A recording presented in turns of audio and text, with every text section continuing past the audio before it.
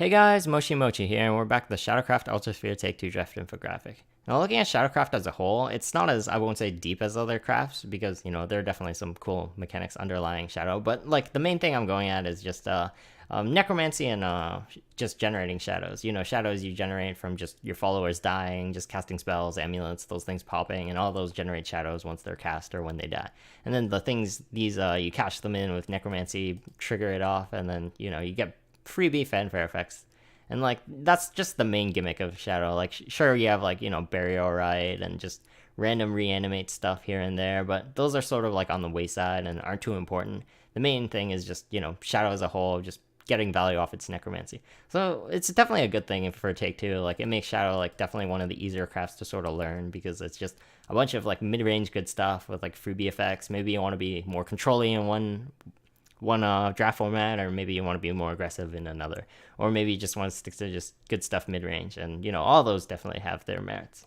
So just going through the natural order, we got Marduk here, 7.177. You hear it in all of these.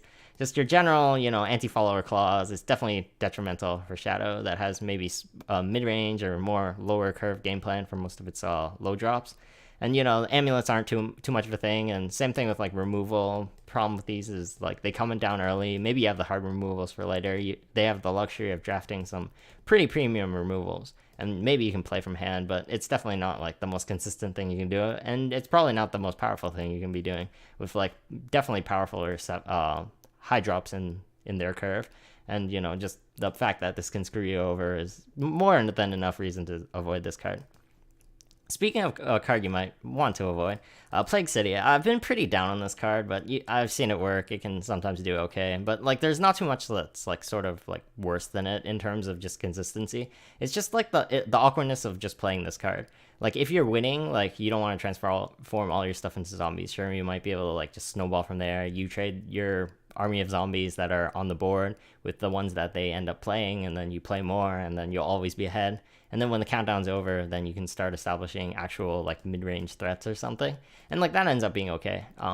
But again, it's sort of win more. You were already winning. You could have just played something really good that in high play point costs. And then same thing when you're neutral on board, you just sort of dirtled the turns, 2 turns of just you both playing zombies. You're down a card in that case.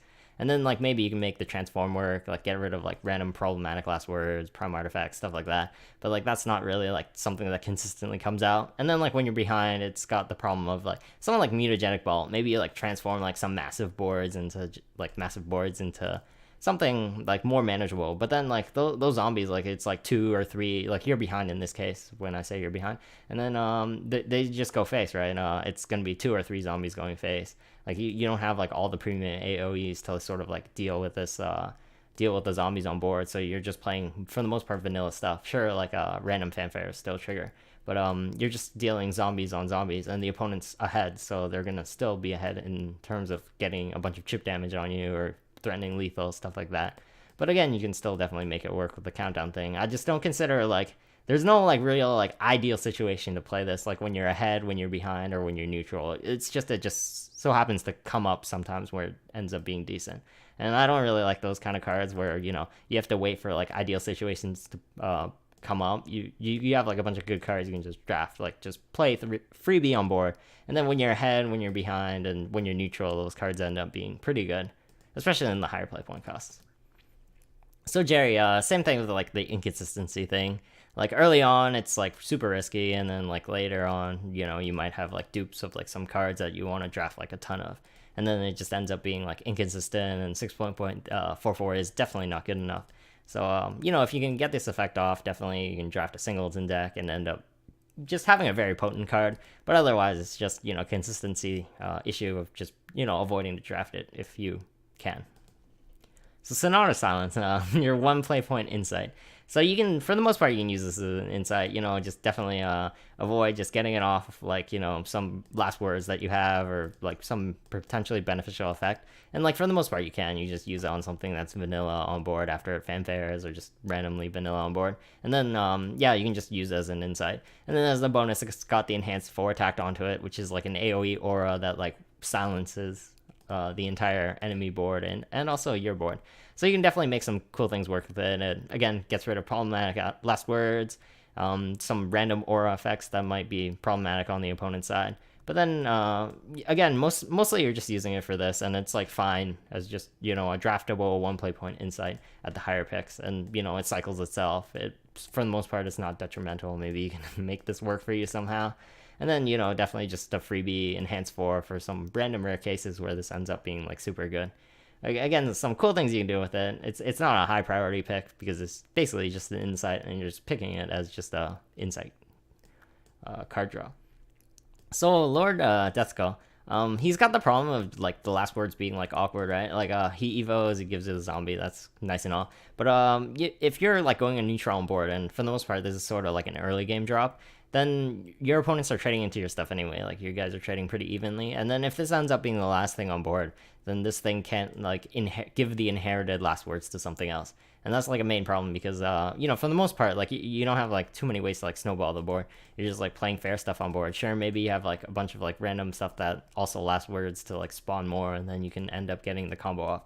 But like the best case scenario, like the combo is not like super unfair. Like you already have like sort of an opportunity cost to play like a 2 play point 1/3 that sort of rots in hand. Like you need to like play this alongside something for support. Otherwise, it's basically vanilla. So, you know, the opponent can definitely play around it. They can like trade neutrally along with your stuff. You know, it's punished by like 2-for-1, stuff like that. Or it's just like sort of like a decent card when it goes off, but it's not like super amazing. So Danua, you know, 2 play point 3/1, that's like perfectly acceptable stat line now. You know, 3/1s deal 3/3s, just like the freebie from doing that. This thing has the added benefit of just dealing with stuff like 1/1 tokens that might like trade with this quote unquote for free, you know, anti-puppets. That's all super nice. And like the Evo is like a freebie on top of like already a like decent follower. Like in Evo it 5/3 trades, you know, it doesn't trade like amazing, but you know, you can definitely get the job done. And you know, the Clash 1 can definitely make like some things like this thing can trade into like a 3-drop, 3/3, stuff like that. And you can definitely make stuff up, make your board a bit more annoying, and you know, get some pretty good trades off with it. So again, it's just the freebies on top of just, you know, a vanilla enough follower that make it just an average card. And you can definitely do some cool things with it. So speaking of a card you can do some cool things with it, we got Fairy. This is your 2 play point 2/2 fighter stat line. And it's basically a fighter. Unfortunately, like this effect, it's super cool, but you know, enhanced, basically, it's not really an enhanced, but like, you know, the pseudo enhance or having this 10 or later, like there's a lot of conditional stuff. You have to have, I won't say a snowball board, you can just have anything on board, but you have to be like sort of winning on board, you have to be like threatening lethal, and then you get like the triple attacks. The board space thing doesn't really matter, but it's mainly just the fact that you have to be snowball. This thing has to stay in hand for super long. Like if you're top decking it, you might be in sort of top deck mode, and like anything you have in hand, you're basically dropping it anyway. Like it has the problem of also it can only burial right followers, right? Shadow has a lot of removal and like just random stuff that it might sort of want to draft. So these things in hand can also not be used to trigger the burial right. So, you know, being a late game card that sort of wants to be, I won't say wants to be played early, but you don't have the luxury of saving this. So, and like, you know, a lot of things can happen in the early turns. So this thing just comes out way too often, and it rarely gets to do like the constructed level, like OTK things that you want it to do. So Apostle Sans, this card's been like, I won't say it like got better, but like, you know, there are definitely like 6 play point, 7 play point, like enhanced / random wards that it can definitely clear for free. It's just like the inconsistency thing, right? Like early game, sure, you might have like the Swordcraft 2-drop or the Angel to kill that, you know, you just randomly get a freebie, and that's like super good. But the fact that like for the most part, like you just drop it and it's a Goliath, you know, it is basically a Goliath for the most part. Like again, this is one of those things you don't have the luxury of saving. Like when you're curving out, you need a 4-drop, you have the play points for it, you're definitely just going to play it on curve, and then it just ends up being, you know, vanilla stats on board, which is perfectly acceptable. You can just take it as this 4-drop and be reasonably content with it. And, you know, again, with the free application of just randomly killing, you know, some potentially premium wards that your opponent plays down. And, you know, in the late game, maybe you can save it for like something you might know your opponent has, if like, you know, you have definitely other value options to play. So Legendary Fighter, you know, same thing as usual. It's like filler plus. You can definitely make good use of it with like some spells, give it Bane. But like for the most part, the rest of the other stuff is like added fluff that makes it, you know, good enough with like additional potential upside. So Moon and Sun, I'm gonna go over like this, or not this card, Nicola, sort of, it has sort of like the same problem with like this card, but I'll explain like Moon and Sun separately. It's just like Shadow, like it's in a weird spot where it's like sort of a mid-range deck, but it sort of wants to be more aggressive. Like the control-y aspect of Shadow, like you sort of don't want to like lean control because like you're punished by like just Portal can like sort of outgrind you. Haven, they have like you're not putting enough pressure, so they might just have the Lion package and just beat you through the inevitability. And like Ruin, they have like Abyss and like a bunch of evos. So there's not too much going for you in terms of just like playing a long control game. So where like this card shines the most, and then it's not like the best aggressive card either.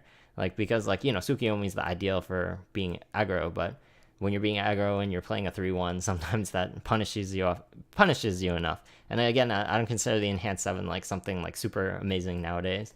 So you're stuck with either the 2-2 or the 3-1, which are just like basically average. And Shadow definitely has like, I won't say a very tight knit curve, but there are definitely things you want to be doing in a lot of places in your curve, and those are sort of like your ideal plays that I won't say this gets in the way of because this is just a freebie, but you don't have as many opportunities to sort of weave this in your curve.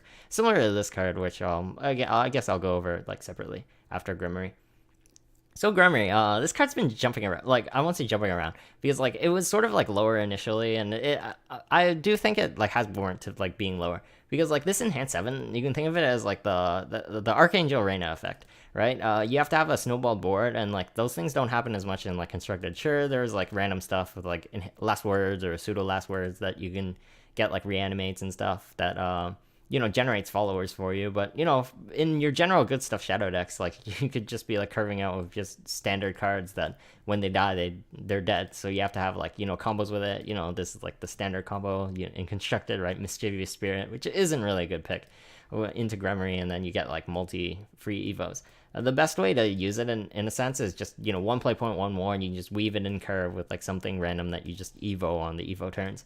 And then like the upside of that is you play that, or you play something that evos, and then you play the Grimoire.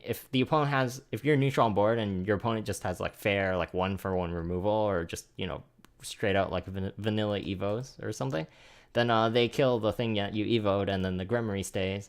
And then this thing can still give the sort of last word aura to whatever thing you evo next. So you can sort of like keep up snowballing from there. And that's already like super good. You've made good use of like a card. But it's just like being inconsistent, right? Like this effect I don't consider like the main draw to this card because it's very inconsistent to get off. Like you're in no control of like how your stuff's being removed or like what trades are not, and like just getting this in the late game. And then like if this lands on like 2 or 3 things, it's like super amazing, or even 4. But that's sort of like a win more in that case. Like you play something bigger that's like way more consistent than one play point, one. Like when this card's like bad, it's like pretty bad because it's like rotting in your hand to like get value from like having something at least evo, and then you can draw the card off it. But then when it's good, it's like pretty good. But there are potentially things that are better. But it's solid enough. You can definitely use it just one play point, one, draw a card in the evo turns, and it ends up being like okay with like a super snowball potential to be like fantastic. So Nicola, I won't say this card's overrated. Like you can definitely like do the Arcus package with it. Like if they end up being drafted together. But he's just like a lot more average than you would think. It's the same problem with like Moon and Sun. Like there's problems with just like weaving this out. Like one play point or 2 play point 1-1, that's like not too good. 2-1 is just like average, and then like 3-1's like good.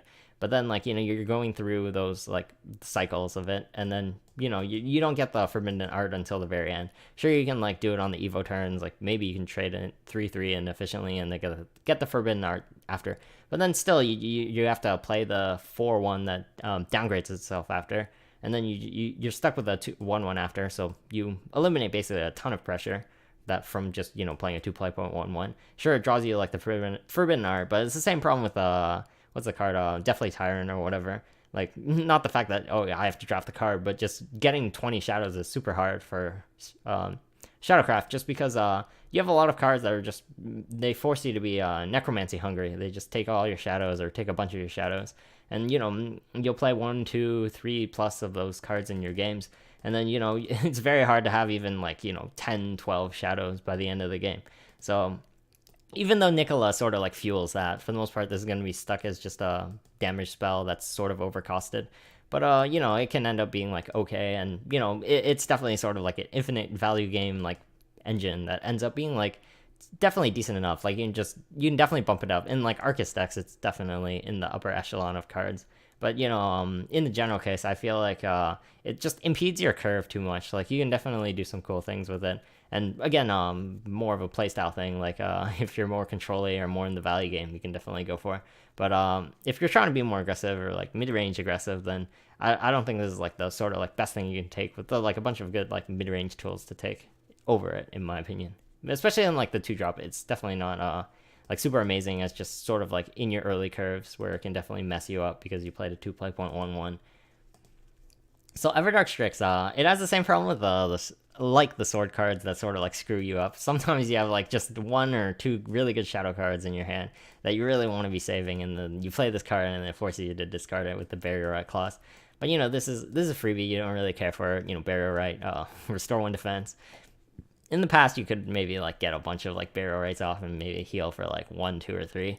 But again, this is like the minor thing you don't care about. It's mainly just the cycle. You can just barrier right something and then just cycle something pseudo controlled from your deck, and that ends up being like just decent. You know, 3/2 stat line's pretty solid now, even comparable to like a 2/3 in the past. So you know, you're just happy with the stat line, vanilla stat line, and just potentially good effect that you can definitely make good use of.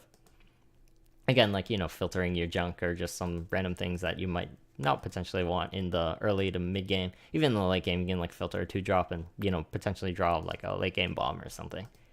So Fiendish Wraith Knight, he's got like a lot of good things going for him. You know, just 2/1 that last words and puts himself back on the field. Like that's already good enough. Just 2/1 that spawns a 2/1. It's like, it's not exactly like 4/1 or something, but you know, trade's good enough. It's annoying enough to your opponent. And then like during the like later game turns, even in the mid game, just drop him down, and he's like a freebie. You can like evo him as like a 4/3, and then get sort of a what is that card? The Aina effect or something. The Runecraft card. Like that's not like super amazing, but remember, he still has the last word, so he like spawns himself. So at least you have something on board. And then like when in the neutral game, he like really shines because you just drop him down for 5, enhance 5, and it's just like a 2/1 that's like pretty annoying to remove. Like whatever they crash into it, removal wise, or whatever they remove into it, like anything that they have on board is going to take the residual ping, and it just helps you clear board more with like the Fiend Knight or the Wraith Knight popping out again, and then it helps bolster your trades even more. So it's just annoying enough to be like decent. Again, like the 1 play point or 1 defense definitely hurts it from like being higher, but it's definitely like a solid enough 3-drop. I'll say like later on that Shadow's sort of like struggling to have 3s because they're like sort of stuck in the silver picks. So again, just a standard good 3-drop is something you'll be happy to take. So Rulanai, Ominous Silence. As a joke to like the constructed thing, it's 3 play point 3/3 enhance or fanfare consume 3 necromancy. Like the problem with this card is just there's no way to like sort of know when the opponent's like when you're denying stuff from your opponent. You can definitely use it in like some good ways, like during sort of like high tempo turns, you can like play this and like maybe like some really big 5-drop or big good 4-drop, something like that, and then you can like deny stuff like, you know, Craving Splendor or just their standard like 2 or 3 play point removal, and then like that's definitely like good enough. Like it's just the problem with like the necromancy clause. It like sometimes it just does absolutely nothing, and like again, there's no way to sort of like tell what the opponent might potentially have in hand. You know, they might not be spell heavy at all. They might have all their removal tied to just straight up fanfares, and this card doesn't really do anything in that department. But still, you know, 3 play point 3/3, you're definitely gonna take. You can even take it higher if you're low on 3-drops. It's just sort of like this tag doesn't really do anything, so you're just drafting a 3 play point 3/3, which again you're very happy to take. You know, you'll take it here as your silver pick. But in terms of your golden legendary picks, perhaps there's like, you know, better stuff you can be taking. So Mordecai, so people might not know this and I say, oh, it's Mordecai, you know, the 8.55 version was like super broken, it's prime artifact, this one must be broken too. Well, this card has like several problems. Like, you know, the 10 play point thing is similar to like other cards in the 9 to 10 play point range. Like you don't have much control of the game of like how it was going up to that point. Like 10 play points is like very far away. Like this necromancy, again, I say you're sort of necromancy hungry. Like sometimes it doesn't even proc, and then you're just stuck with 10 play point 7/7. When it's not evoed, it actually doesn't have any last words. But then, like, the upside to this is obviously if you have enough necromancy, then it's just a free Mordecai for the most part. 7 play.77 free rush, and then it trades in, and then when it dies again, you summon another one. It's definitely super annoying to trade with. If it's like a neutral game, this can definitely like win you the game. The problem with like Mordecai is just a lot of crafts have like stuff to do with it, stuff to deal with it. Sword has Vulse, Force has Whisper, stuff like that. Even Shadowcraft itself, they have like Silence. A lot of crafts just have like random stuff. Like what is it? Haven has Banish. Rune can like sleep incantation that, and then it's like super feels bad for that. So just the random stuff like this commits your entire turn, right? So, and it doesn't like immediately win you the game. You still have to have done your chip damage. Again, everything up to that, everything that happened up to this point is just like, it still matters, right? So you have to be sort of neutral in the game, and hopefully you've done like 13 points of damage, and this can maybe get in for the last bit. But again, that's all like super not control. You'd probably rather just have a card that just helps you get ahead in the mid to late game, or just cards that are generally good in like all aspects of the game. So Gilneas, Shadowcraft combo is definitely propelled Shadowcraft super hard and constructed. But the problem is, again, it doesn't have many things to just keep stuff on board. You never you don't always draft like those high last word density cards, and you don't have like stuff like Mischievous Spirit, which you can just draft as consistently of having like a really good mid-range shadow deck. Like some of these cards you definitely potentially want to avoid. So just not having like sort of the consistent stickiness of perhaps like a constructed level Shadowcraft deck is definitely what sort of holds this back. Definitely if you can draft a deck that's sort of sticky on board, you can definitely make use of the Gilneas fanfare. But then like the rest of it's just like pretty average if you don't make use of the +2/+0. And there are definitely shadow decks that can make use of it, but I sort of stray away. Like if it ends up being good, you can definitely take it. But I consider in the general case like just your standard good stuff deck that may or may not have too many of these last word / reanimate stuff, that when stuff dies, like you can definitely stay away from the Gilneas if it's not high enough value for you. So Cerebrate, Eternity Hunter. This card ends up being like just good enough. 6/7. Like it's sort of like that owl card for Dragoncraft in the past. Like it's on the Evo turns too. So the instant potion, it's basically 6/7 Evo. Since it crashes in with its aura that restores 1, you can use the instant potion right away, and then you can barrier at something to deal 5. And like that's good enough. Like you can bank it and then deal a bit if you don't want to burial right something after like just dropping all your followers, and like that's still like good enough. But the fact that like this converts something into basically a kill spell, 6/7 ram into something and then kill something with the instant potion, that's already good enough when you're under pressure. 2 for 1, and then the body's good enough. 6/7, basically standard Evo almost. And then you can also like get the eternity potion, just reanimate something super big or save it for value for later. And then like the options are like good enough, and like the instant potion you can definitely make good use of. But as a general rule of thumb, if you're looking for removal, definitely instant potion, like get your 2 for 1 if you really need it. But eternity potion, you'll at least get the eternity hunter back, but you can definitely get like bigger stuff. Anything above like 5 defense is definitely good enough, since it's just a 5 play point commitment for that.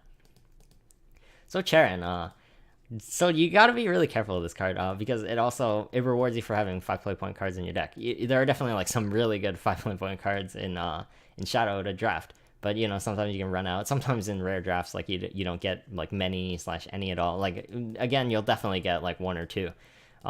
Sometimes it suffers from like draw order and stuff, but it's generally good enough. Like the 6.55 draw card, that's super good.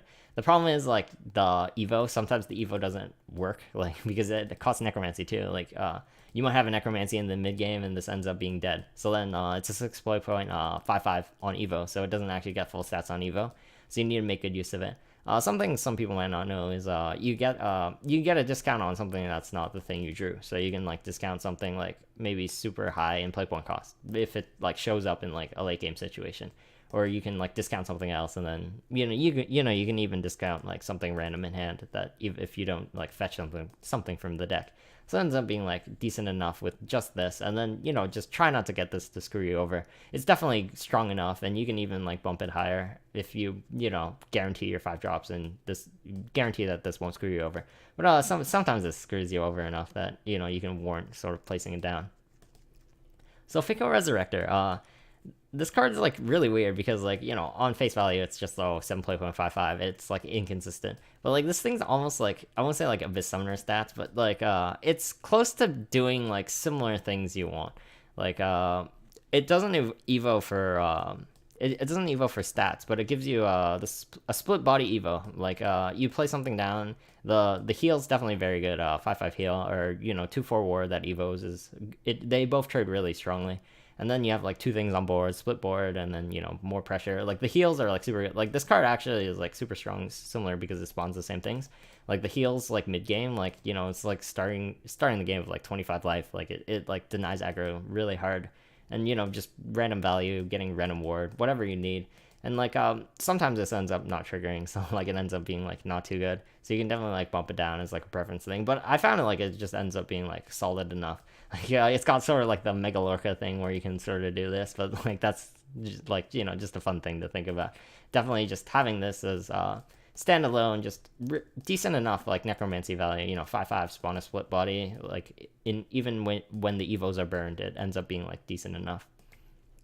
So Hinterland Ghoul, like originally I was like down on this card because like you just look at the win condition clause and you're just like this never happens. Like sometimes in rare cases it happens, but just like this is good enough. Like in the late game you're just like turn 8, 9, 10, like you just play this alongside a bunch of skeletons. That's like a bunch of random pressure that they have to deal with the skeletons, they have to deal with this. And then just it ends up being just solid enough. It's free shadows, which ends up being sort of relevant as well because the skeletons you put in hand, whatever excess, sure it ends up skipping a draw unless you have like 8 or more play points. But whatever you play in hand, or whatever skeletons you don't end up putting in your hand, end up being shadows. So those convert those into free necromancy triggers, or just free necromancy, or like necromancy fodder. So like that ends up like being relevant enough. And like again, stat line's decent enough. Just split board with like a bunch of skeletons. It can be annoying enough for your opponent. And it ends up being like reasonably strong. It's just a late game pick the Shadowcraft can take, and it's definitely like solid enough because Shadow doesn't have like too many like big 7+ drops that it can default to. So this ends up being like just solid, good enough to take. So Osiris, during the mini expansion when this came out, I was like, it sort of like hovers around here, but it's definitely like more consistent than like other things. Like just the freebie you can get, just having something random on board, just dropping it, get the free last words. You don't have to immediately cash it in for the draw card. And then the shadow generation, like this thing always is basically always live in like mid game turns. The problem with this, the reanimate thing, is it doesn't always reanimate one. Like there's not too much things you can draw. Like maybe you can get the poltergeist thing to get ghosts or something. But that's like super inconsistent. But the necromancy thing is just good enough. It's still fine. Like just 6/5 that reanimates 3. That's a 2-drop or a 3-drop. You're perfectly happy with that.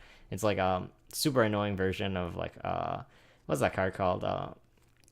It's the 2/3 that made another 2/3. It's like this is sort of like a better version of that because it's you play 2-drop, 3-drop, this evos, and then hits in. It generates 2 shadows, and then people might not know this, but if it dies with 4 necromancy, or 4 shadows, it dies first, and then it does the last word, so it'll trigger even with 4 shadows.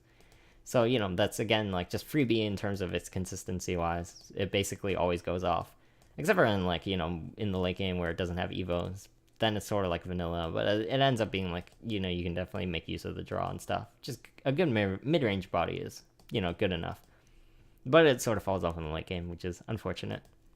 So speaking of something that doesn't fall off in the late game, is like takes the throne for like probably my favorite like Shadowcraft card, Zevin. She's like really really good. Like 4 play 4/4, like that's already like Dread Dragon stats. It doesn't evo for stats, which is definitely a thing to know. And like the evo's like super random. Like you got the new stuff in the pool, which is like the ambush and the mantis. I believe it's the mantis. That's the thing that scales off things dying. Like those things are like decent enough. Like the ambush is definitely like something that's welcome to pool. Maybe not so much the scaler, but again, you still got the ward, the rush bane, and then the Drainstorm. Like those are all like super good options. Turn 7, Enhanced 7 is definitely on like I won't say the weaker side. It's still like good bang for your buck in terms of just value. It's like a 4-drop, a 4.5 drop, and like definitely at least a 3-drop from this. And then like Enhanced 10 is like super monstrous. Like even something that rewards you for just being on turn 10.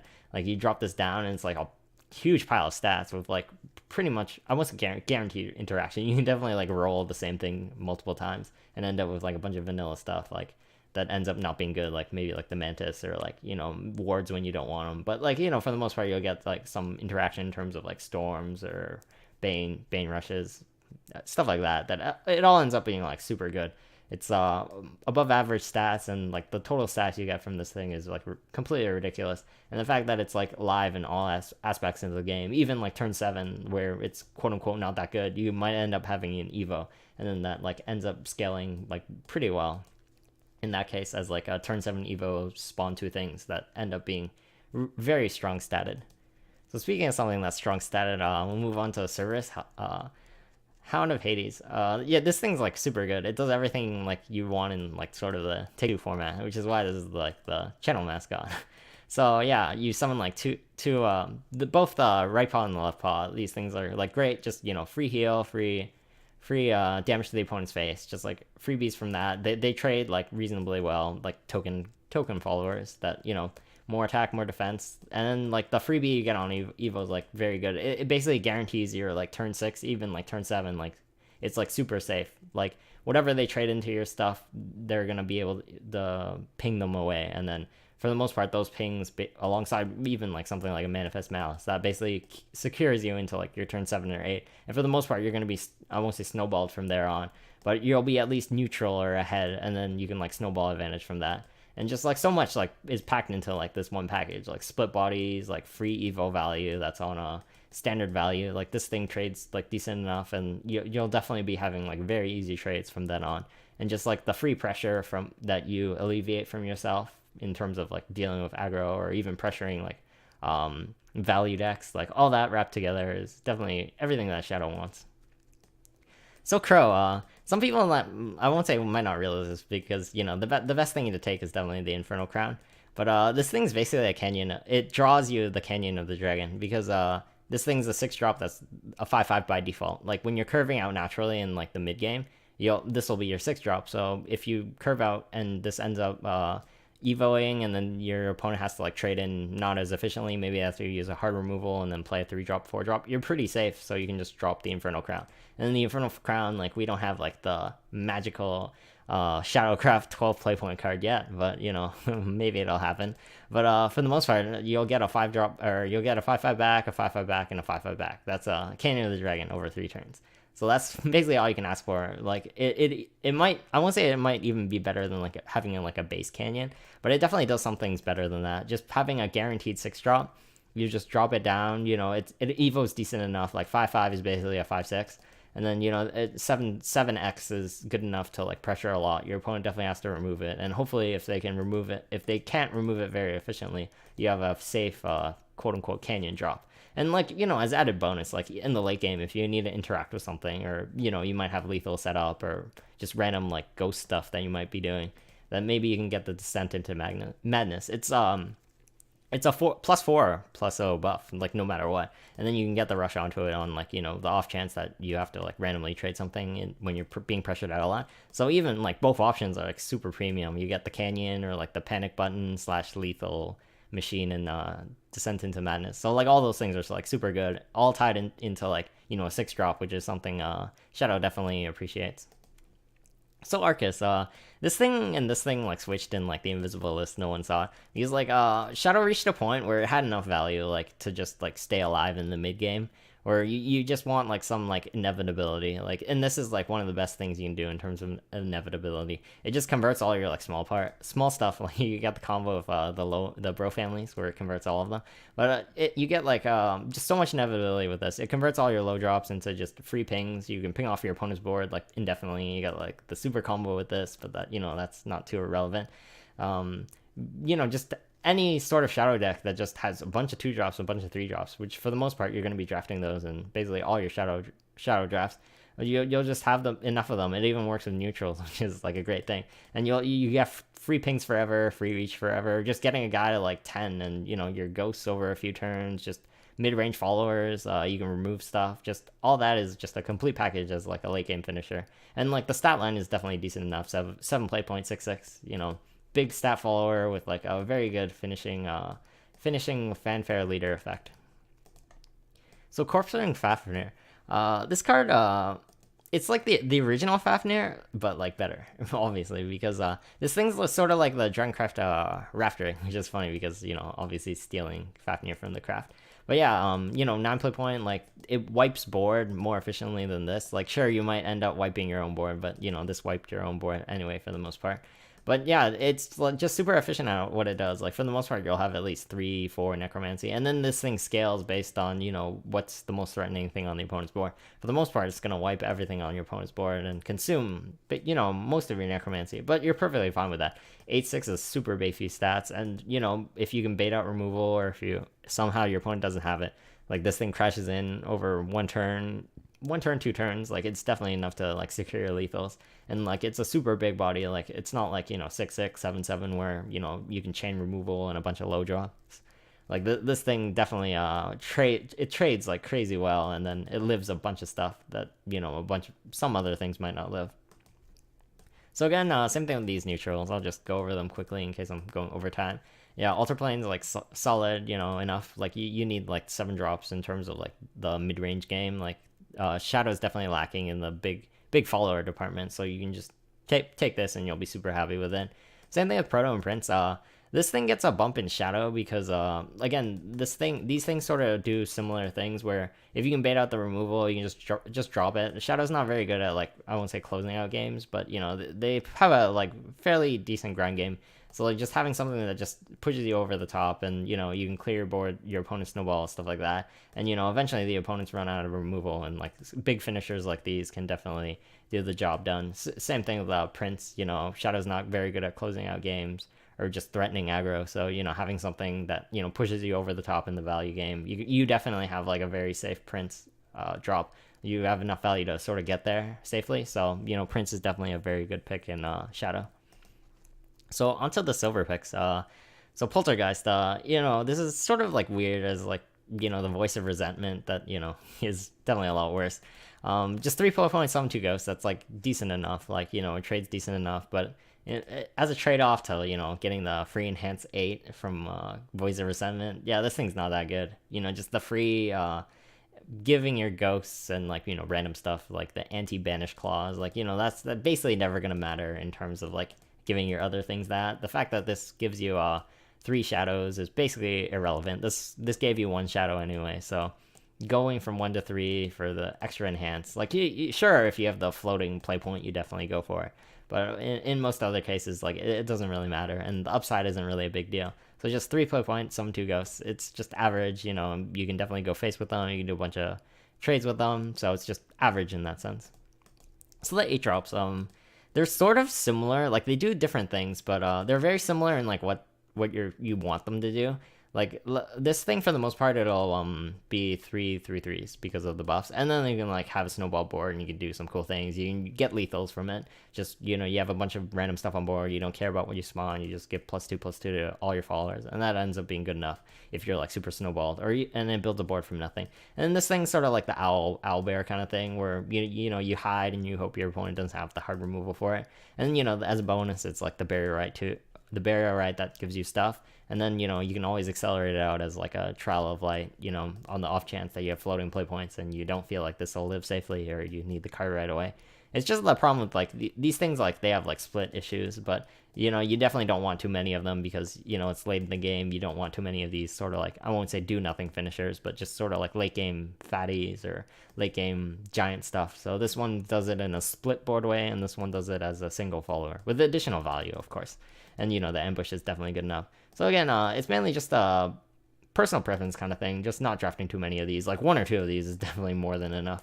Like just I won't say do nothing followers, but just a bunch of like things you have to wait for to play them to get value. You definitely have like a lot of mid-range options you can take. That like 1 or 2 is more than enough for these ones.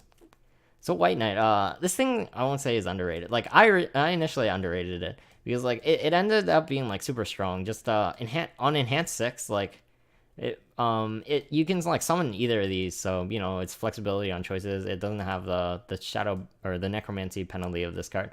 So the drain one is like super good at keeping you alive. Like if you can get a good trade off it, like you can go from like 12 life, which is like, you know, semi aggressive, like your opponent can like all in you over 2 turns, to like, you know, 17, which is like ridiculous. That's like healing basically all your life total, and then your opponent's aggro plan is basically dead if this trades, the 3/3 Evo trades really well. And then same thing, like the 2/4 ward, it trades really well. This thing can always Evo into something. And the fact that you can always just play it down as like a value piece, and like it ends up being just good enough. You know, this came from just a 2-drop, and it scales even better than something like a Lady Grey over the late game, where it gives you like the flexibility of choices, and you know, just being a vanilla 2 play point 2/2 is also good enough. So Lady Grey, it's weird. I initially, if anyone saw like my list from like super long time ago, it's been like jumping around, but it's always been jumping up. But it's like super weird because this card's not good in the early game. It's only good on the Evo turns, and is really bad in the late game. So you know, you might say, oh, you know, the Evo turns are like the most important turns, which is definitely true. But it has the problem of like being the very pressure to Evo on those turns, like specifically turn 4 and turn 5, like turn 6 onward, like, you know, those are, you know, the last Evos you're getting. So, you know, you might want to save it for like something, you know, big on board.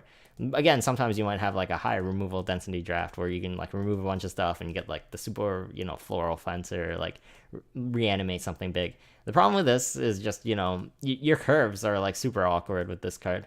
Like, you know, just drawing your mulligans, you know, the only deck where it's like super consistent is like your super high density 2-drop deck. And fortunately in this case, I actually think that's like one of the better ways to draft Shadow in this case, which is why it's sort of like up here. But in your standard like value decks, like which is weird because like this is super high value when it evos, like you might actually find like a ton of awkwardness in this card, like just your general curves, like curving out. Again, same thing with a lot of high power like 2-drop enhanced / you know, evo effects, where, you know, your turn 2 and your turn 3, even your turn 4 sometimes if you're going first, like all those, you can't play this card if it's not evoing. So, you know, it's very awkward on your curve. And then again in the late game, this card falls off like crazy, like a 2 play point 1/3 drain. That's definitely not good enough. And it's like very low pressure. It gets traded away for free. So you're definitely just banking on the evo turns to like make the most out of this card. And sometimes it ends up like, you know, not being able to evo even on those turns.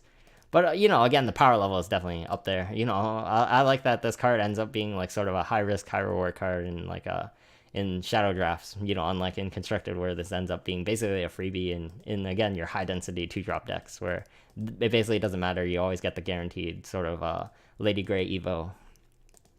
So Big Soul Hunter, this thing's the inconsistency problem. 3 play point 2/3, that's good enough. Like you'll just play for the stat line, you know, vanilla average. But I said Shadow's lacking on 3-drops, like natural 3-drops that it wants to play. This is actually one of the only ones that you want to play on 3. Then you can actually draft even on like the bronze picks. There's basically nothing. So you know, you'll definitely pick it as just a standard 3-drop and you'll be decently happy with it. You can save it for like random matchups where, you know, the opponent has like an evoed 4-drop plus, you know, it randomly snipes it in the late necromancy cost in the late turns. But the problem is just having this effect, you know, brought in hand. Like sometimes you can definitely have like high value drafts where you can definitely save this in hand for like a giant card your opponent drops. But for the most part, you know, you're definitely just dropping it when you drop it. And, you know, then you're just drafting a 3-drop, which again, you're perfectly fine with since Shadows definitely needs it. So speaking of 3-drops, this card's weird because it like you want to play it as a 6-drop because, you know, it's very, very high statted for a 6-drop when it enhances for 6. It's got, you know, the anti-puppet, you know, anti-random storm clause, which it definitely ends up being relevant enough. But just the general, like, free ward clause, sometimes this ends up being decent enough with, like, just random skeletons that residually end up being on your board. So, you know, it ends up being, like, decent enough as a 3-drop, but definitely super solid as a 6-drop, and you hopefully can end up having this card as a 6-drop. So, Mighty Armed Skeleton. I talked about this card in another, I believe it was the Blood video. This card ends up being super weird because, in theory, it's, like, amazing. It's 8 play point, 6/5 ping 3, and then it can be also the 6/5 ward or is it 5/6 ward, and then it spawns the 1/1s when it dies. So like both those are like really, really strong. But like it's just the 4-drop option comes up so often. And then if it's a 4-drop option, it's like strictly worse in that sense than Orthrus, which gives you the freebie necromancy. Like, obviously, maybe that sometimes you don't want to consume the necromancy, or maybe the ping's detrimental. But like, that aside, like, it's just a 4.43 vanilla, and like that's definitely not good enough. It's just, it's a similar problems with this card rotting in hand. Like, maybe just treating it as a 8-drop is fine, but like maybe just having an 8-drop is not good enough nowadays. Where it's like super late in the game, the opponent might be doing unfair things up to that point, and it's not good enough. It's definitely good enough in terms of being an 8-drop, but like it gives the flexible options, the ping and the ward. Like, both those things are like super strong options. It's just like the 4-drop option is not good enough, and maybe it's just you don't want to draft too many late game cards, and I do consider that in the sense like one's perfectly fine, and that's where I have this card, just a one of that you end up taking as, hopefully you can just save it as a 8-drop and it ends up being very good. So yeah, that's my stance on that. I'll probably make a video on just like just the awkwardness of these sort of like super value enhanced cards, because it's definitely a very interesting topic in my opinion. So Fran, this card is definitely not as bad in the sense, because like it's perfectly acceptable as like a 3-drop. You can play it as even a 0/1, spawn the 3/2, and then you can even evo it as like a split body evo. Like, you can evo it as a 2/3, and then, or you can evo the attendant, even though the 0/1 might be like useless. Maybe you can like soul conversion it, or just get it as a free shadow, or buff it or something. But those are all like flexibility good options. You can always get the curse. For the most part, you just pick the curse, and it'll end up being basically 4 damage removal. And again, that's like all super good. And then in the late game, it ends up like being super premium. The shadow cost is almost fulfilled by this card in a very good way.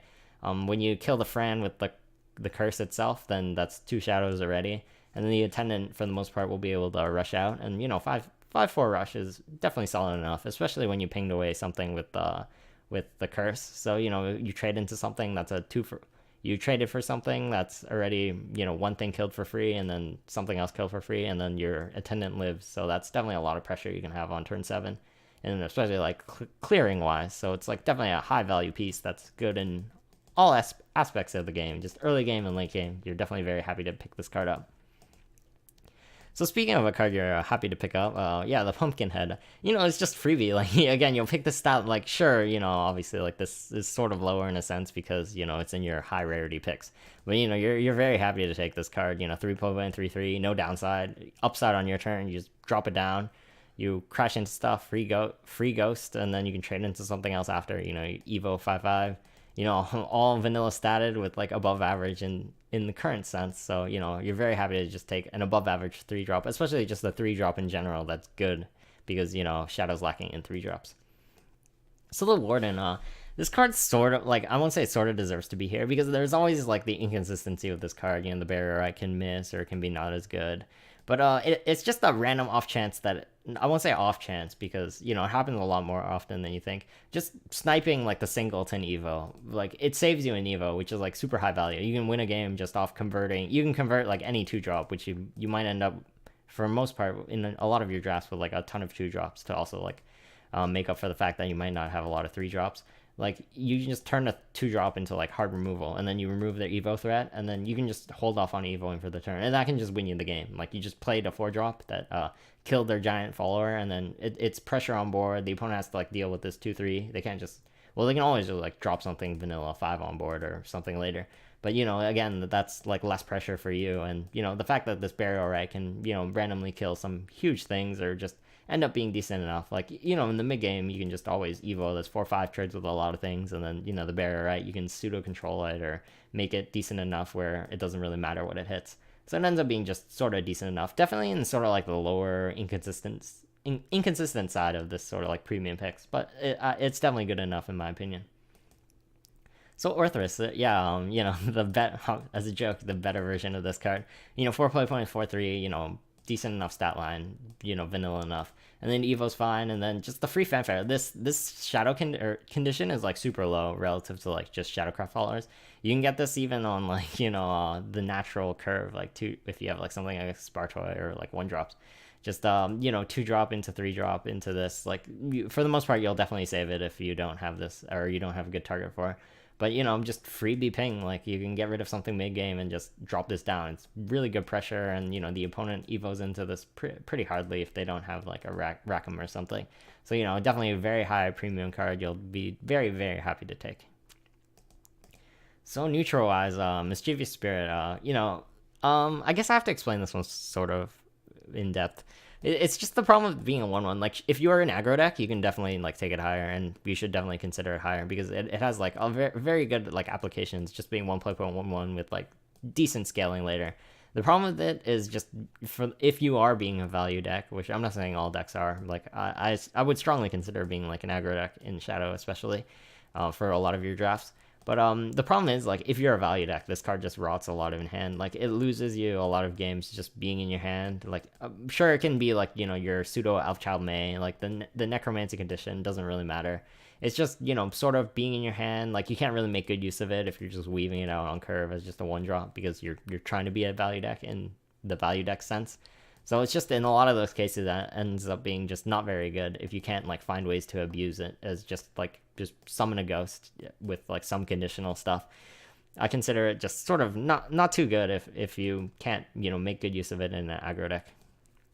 So Soul Conversion, as a rule of thumb, like it's weird because like it's technically anti-tempo and it's technically like not that good in this format, which I do agree with it. Like you can definitely like drop it down as like a personal thing, but it's just like a one of it ends up being like super good. It can, I won't say win games by itself, but like you can get it on ghosts or like random stuff, just anything random dying on board. When you decide like you're playing a value game with your opponent, it just like puts you ahead in that sense, where you can just trade something evenly, something that's gonna die anyway, or like after trades it's like a 2/1 or like a 1/1 or just something random you spawn.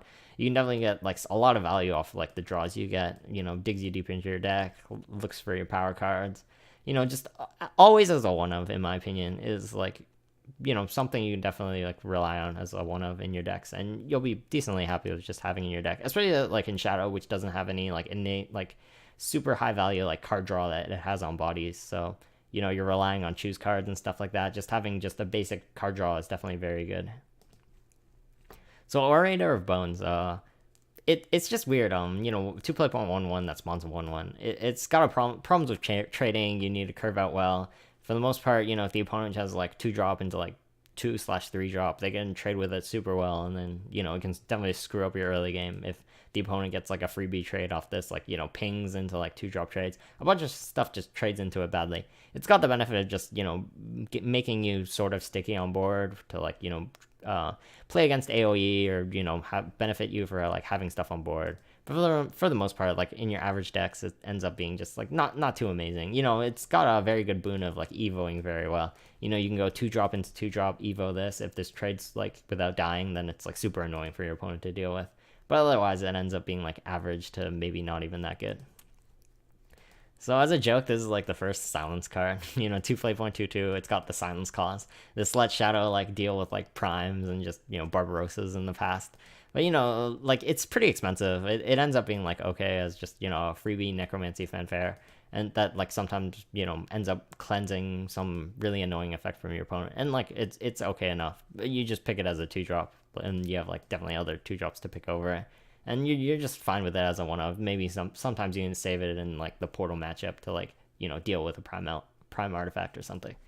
So Regenerate Spirit, it's weird because this card this card I won't say fell off because it's still like decent enough because you can like reanimate like 3-drops off it or even 2-drops like when you're curving out. It's just like a bunch of like random stuff make it awkward. It got worse when what was the card Dark Blade Fiend rotated it, because that was like your turn 5 like premium thing. There are definitely like premium things you can get off it. It ends up being like super fair if you don't get like a good 5-drop from it, which is mainly just the Horseman. Like sometimes you can end up like drafting like 2 Frans and this ends up being not that good. And like sometimes it can even like whiff in like the early game. Like you have like maybe not too many 2-drops and this ends up being in your early curve, and this ends up like losing you the game just because this was one of the 2-drops you end up drafting that sort of does nothing. At least like standard removal lets you like trade, but if you have a low 2-drop deck, this can end up being like super bad in that sense. But it's still fine as just like 1 or 2 just random value engine that scales in the late game as long as you have enough good 5-drops or even like something 4 you can play. So Marion, I feel like this is one of those, I won't say like skillful cards, but like you can definitely use it in terms of like just, just a 5 play 0.55. You can definitely abuse this, put a lot of pressure on your opponent, like curve out as like a super strong mid-range deck, drop this down, and then you might, if you're snowballing, you can even storm this out, and then like that's a ton of pressure. Like they have to deal with the 5/5 body, and then you have like a bunch of random like 2 drops, 1 drops, like random stuff on board that's like trading in. And then like you did like a ton of damage to your opponent. Like it's got the ignore word can definitely like get you a lethal on like every once in a blue moon, but it's mainly a thing of like you can definitely make use of it is what I'm going for. Like you can definitely bump it down if it's not like your preference to have like some inconsistencies with like inabilities to trade or like no stat scaling on evos. This is like a preference thing, but I feel like it's a decent enough card that you can definitely make work. So Spartai Surgeon. So it's basically a fighter, the free fanfare, you take it over like general 2 drops as like something that does something extra, when necromancy becomes more prominent, it always gets better. And there's definitely enough necromancy in the pool to definitely just warrant just a 2 drop that generates a free extra shadow. And it definitely has some implications of something like a turn 4 Orthrus or something. So Silent Purge, as a benefit to Shadow, they have like 2 hard removals that they get to draft. That they can actually draft it like lower. They even have like the Slasher of the 1s and the Divines. So you don't have to care. Like this compared to this, like it's all like freebies, right? Like the zombie one ends up better for the most part, but Silent Purge, you can deal with prime artifacts or like random last word, random stuff. And even in a pinch, you can use it as a 1 play point. Sometimes you can remove some last words or some random effect, and it ends up being potent enough as like flexibility. But for the most part, these all fight for the same spot, and you're very happy to just pick a couple of them. I dropped these down, like not even because of space, like because you actually want to like curve out with like actual 5 drops. Like these end up like trading well enough by evoing and stuff. Like if you're just drafting a bunch of removal, like I'm not saying like that's the wrong way to like play Shadow. Sometimes it ends up being the right way or something. But it's just like when you clog out with removal, like you're just like sitting there like playing from hand, and then the opponent like plays all their threats, or like maybe even they're playing like a stall game into like a Prince or like something else. And then like you're not really doing anything, especially with like the luxury of having like 2 hard removals in your draft pool. Like just drafting too many of these or just removals in general, you're just gonna sit there and again, like Shadow has problems like closing out the game. So unless you have like some really great cards lurking in your deck, like you're just gonna stall out, and the opponent might end up playing their unfair finishers, or they might eventually play mid-range you out. So in my opinion, just playing just good stuff followers is sort of the way to go. You definitely want to pick up these, but don't pick up these as high priority in my opinion.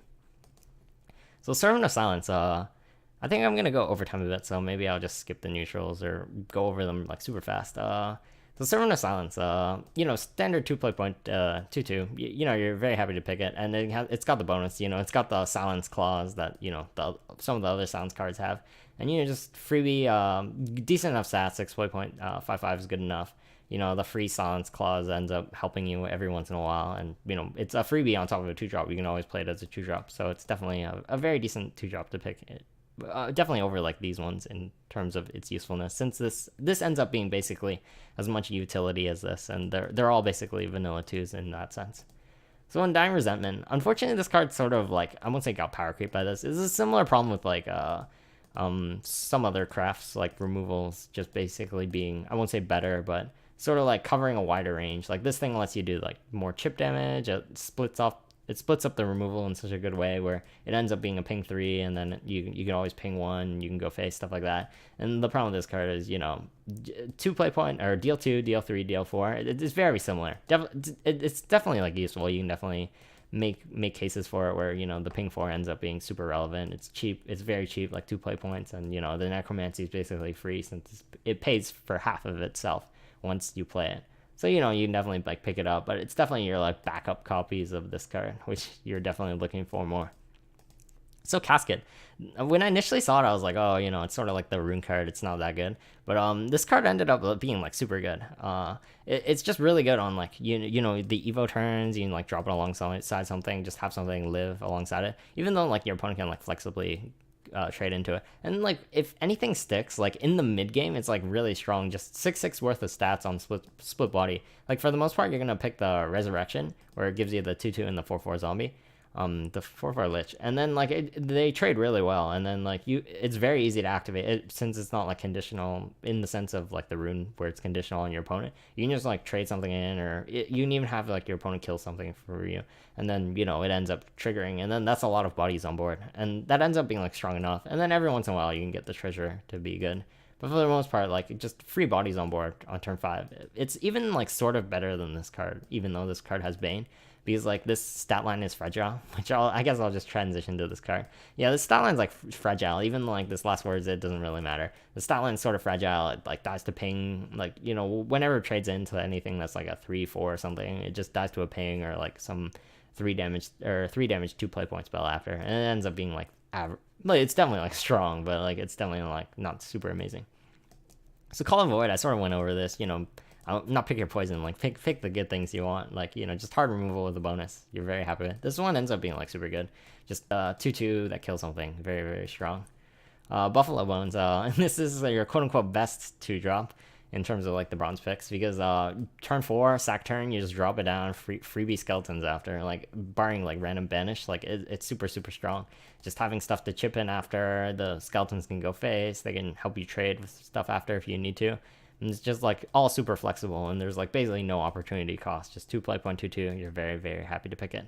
So I went over Malice basically with this. It's your quote unquote better versions of this. Deal 2 and then flexibly deal 1. You can deal 1 to the same thing for the most part, barring wards, and you can deal with problematic followers, just randomly ping off something random after. So it's definitely all super strong, and you're definitely looking for these cards in your draft. Speaking of another thing you're looking for, this thing like completely annihilates aggro. Like if you play this turn 4 against aggro, you like almost immediately like win the game. It generates you the 2-drop after. It basically completely wipes board, and then for the most part it lives, because since you can trade with like 2/3s or 2/2s, so it's like super strong. Like all these things are like super strong, even in the late game. Like 2/2 when it dies, summon basically a 2/2. Like that's already the same thing as that 2/3 without a condition that Shadow used to have, and it's like already like super strong. Definitely something you'll pick up as like a value engine that lets you beat like aggro or mid-range value game. So Zealot of Silence, Soul Glutton has come a long way. Just subtract 1 defense and, get Bane. It ends up being, like, good enough. So, definitely very strong, very, very solid card. Denies evos, like, the opponent has to evo stuff, like, awkwardly into it or waste hard removal on it. And it's, like, just a 4-draw. Like, it only sacrificed 1 defense from a Soul Glutton, and it'll evo very well, and then, the opponent has to have very awkward turns after if they don't have the good removal for it. And even just baiting out removal is definitely something of value. It gives you a lot of information, which is one of the other like upsides to a card like this. So the medium, this card ends up being like sort of better than this card, but just because of the ping on the off chance it like clears something. Like the fact that 6/6 evo trade into something, and then if the 1 ping like clears something or helps something clear, like that's already super good. Just having a clear board with like a 6x on board, super strong. And even sometimes on the off chance you can skip evos in the late game, it's like a value piece. 4/4 ping 1, that's already something very very strong for 5 play points. You're definitely very happy to have it, even in a pinch. Accelerate 1, you can get the ghost, random quick blader, pseudo 1-turn quick blader, lethal, stuff like that. So the Horseman, this card ended up being like sort of better than like the Drakewing or whatever it's called, the 4/4, because it just trades much better. 3/5 ends up being better in the Evo turns because the 5 defense lives a lot more things, and 3 is basically enough to trade with everything. The rush, it doesn't get used as well if you have to Evo it, but 5/7's decent enough Evo. You're perfectly fine with like a vanilla statted Evo sometimes if times call for it. And the Necromancy 4 is like decent chip damage. Like you're definitely very happy with like random chip damage, because if you ever want to play an aggro game as Shadow, you're definitely gonna appreciate all these like freebie damage effects. Alright, I think I'm running over time, just judging by like retakes and whatever, but I guess I'll go over neutrals really really quickly. Standard card draw, you might actually value these highly because Shadow doesn't have too much like innate card draw to take. So, you can always value like something like a Fortune's Font higher or something. I wouldn't want to fall back on Investigation, but definitely like, something as like a preference thing. Lyria, same thing, get the high power neutrals. You can always value it higher, but, it's sort of average in the case. Evo's worse than like something like this. You make use of this like skeletons or high density 2-drops, try not to get screwed over with it. Armor Troll I like a lot more in like things that want to try to be aggro, and I want to say like Shadow. I won't say he's trying to be aggro, but you should always consider being aggro in this sort of format, in my opinion. So you always consider it, even though it might not end up being very good in the value decks. Steadfast Angel, filler 1/1, you can always take it. End up being a 4/4, and that's perfectly fine. 2-drop filler cards, definitely like solid to take when you get them. 3-drop, this one might bump up. I bumped up all the other value 3-drops, but you can always bump this one up because you definitely need it when you need it. So just value 2/3, very very decent enough, and the chip damage ends up being relevant. So again, this card 6-drop. Try not to let it screw you over. Shadow sort of needs 6 drops, so you can sort of bump this one up too. Again, I consider the other one sort of better in the sense, but you can definitely bump it up as a preference thing. Fount, I don't consider like Shadow the prime abuser of it, but again, it's a preference thing. I'm actually like a huge fan of the card, but I just sort of have it here as a not a personal thing, as just sort of like a templating thing. You can definitely bump it higher if you want, but it's sort of like in between here. It's like Shadow's not like the best user of this kind of effect, even though like you might have like random ghost effects to make it work. So again, Paradise, standard thing, you can get a freebie from it. You have a lot of 2-drops to take, so you might not want it as much, but again, if the freebie Evo ends up being helpful most of the time. Hard removal, you're like sort of pressed to take, so you don't really need that many. So again, this can always help you out. So it ends up being good enough, above average. Just removal if you end up not having enough of these. The Angel, again, like buff problems, but it ends up being like good enough. You can always drop it on 3 when you have a 2-drop, just snowball board from there. If you end up having something on board, just the Admiral as neutral is definitely solid enough. Reyna, you don't have that sort of like unfair thing that maybe like Sword or Forest has, where they can like drop stuff from hand or have some spawn on board. But again, the more stickier your decks are, the better that is, or the more ghost generated your decks are, the better this card ends up. So it like scales with like those unfair things you can do, and you can definitely bump it higher in that case, especially as like a late game drop that Shadow needs, sort of like those big fatties that even though they like get baited into removal, if you're snowballing, it doesn't really matter in that sense. So Goblin Fighter, again, your standard value piece. You're very happy to take it. Weaves out into your curves. It has the benefit of just generating a bunch of shadows as well, through either just this plus Goblin or Goblin Leader generating like 3 combined with this. Raise and this, like grouping these together, since they're the value card draw. They're even more important in Shadow just because, again, the innate card draw problem. So, you're very happy to just take these up as your turn 4 sacks, which are also very important because you don't want to throw this away on turn 4. You can always throw this away on turn 4, but these are very good neutral turn 4 things to play out. This thing ends up being good just because, again, like in the early game, you're not going to have those like skeleton last words. So, you can always get the freebie rush, and then the freebie value Evo is always there for you. Chaos got the bump because you don't have any bronze 3-drop sort of. So, definitely something you strongly want to consider, just having a 3-drop, helping you curve out more, not defaulting to just having a mass amount of 2-drops. Splendor, again, don't be too removal happy. Like, you have a lot of removal you can take. So, you definitely take it. There's no, like, sort of unfair, like, super combo you can do with it, as far as I know, for this sort of craft. But, definitely, like, just a solid enough removal. You can take it if you're lacking in that sense. Apostle, this card will always be here just because of this card and just random lethals, but it is a very strong value engine. You have a lot of 5-drops, but this is another complementary 5-drop you can take. Solid free 6-drop in Catalina. You're always happy to just take 6 drops, especially Shadow's sort of like lacking in 6 drops, and this one's like a very, very solid one. Low Ain, you can always use it as a pseudo 6-drop, 3-drop super value engine, works with Arcus, a bunch of value stuff you can get from it, so you're very happy to take it. Kai'Sa got the bump for needing more 3-drops in the pool. So again, you're very happy. The value Evo is definitely something you care about, and just drawing extra cards or just having the ping in hand, all very, very helpful. And again, your standard 4-drops, they're just very good in just the general value game. You can use them aggressively, use them defensively. They're all like very good engines. And again, the removal, don't draft them too willingly because you have a ton in your pool, but you'll definitely take them when you need them. All right, this one, and it's surprising. I actually thought this one would be one of the shorter ones, but I feel like I went overtime by a bit.